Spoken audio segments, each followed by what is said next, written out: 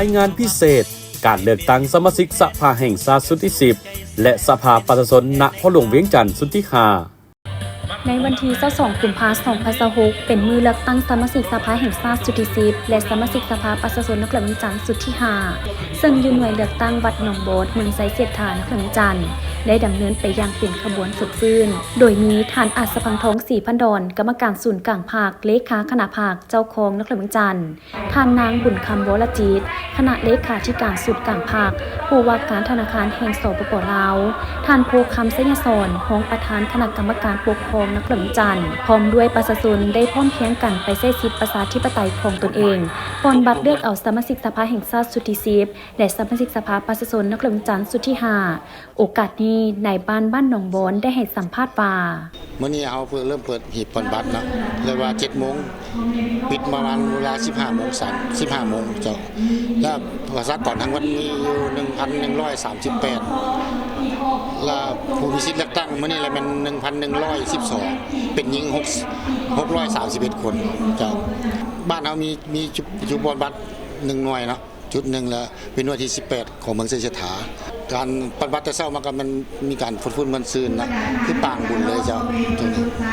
ประชาชนได้ใช้สิทธิ์ใช้เสียงมาเอาได้ประกาศแล้วก็ได้เฮ็ดใบยั่งยืนให้เพิ่นได้ลงมาอยู่นี่การนำมาก็ได้ลงมาติดตามแล้วก็เพิ่นก็ลงมาปฏิบัตินี่เจ้าส่วนหลายประชาชนบ้านเฮาก็มีความกระตือรือร้นส่วนหลายบ่ให้มีบัตรตาย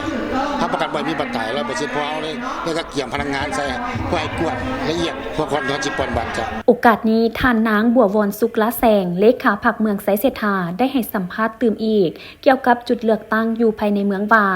สำหรับเมืองไซเสถามีจุดปนบัตรทั้งหมด98หน่วยประชาชนผู้มีสิทธิ์ปนบัตรเลือกตั้งมีทั้งหมด 100,000 กว่าคนสำหรับเมืองไซเสถาพวกเฮามีจุดปนบัตรทั้งหมดมีอยู่98หน่วยนอกจากนั้นก็มีประชาชนผู้มีสิทธิ์เลือกตั้งกว่า130 กว่าพันคนเนาะซึ่งได้มาใช้สิทธิ์ใช้เสียงในมื้อนี้เนาะรวมแล้วทั่วเมืองไซเสถาพวกเฮาก็ได้เปิดเนาะมีพิธีเปิด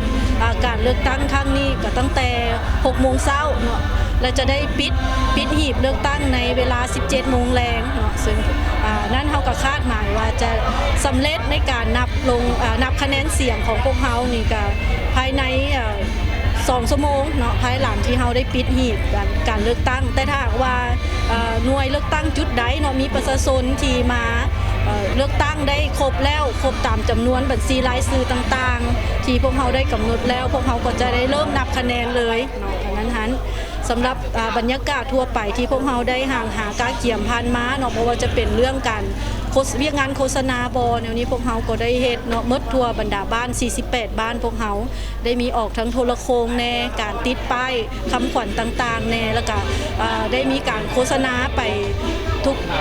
จอกทุกแจ้เนาะของแต่ละบ้านพวกเฮาบอนที่โทรโคงบ่ฮอดพวกเฮาได้แนะใส่